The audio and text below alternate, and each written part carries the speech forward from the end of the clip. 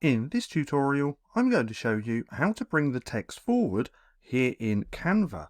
So I have this little design just here, and as we can see, we have elements overlapping the text just here. Now what we want to do, so these elements are behind the text and not in front, is simply click onto the text, come to the three dots just here, and then we can go to Layer.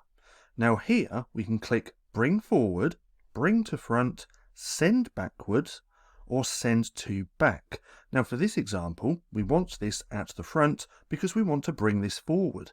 So we're going to click on Bring to Front, and now, as we can see, we have moved this text forward. Now let's go back one because there's another way to do this as well. If we click onto the three dots, come to Layer, we can come down to Show Layers just here, and now we have all of the different elements in our design.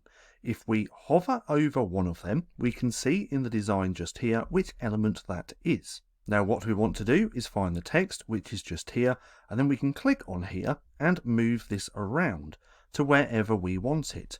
Or we can come up to here to where it says overlapping. We're going to see which elements are overlapping, and that way we can move, adjust to bring this text forward.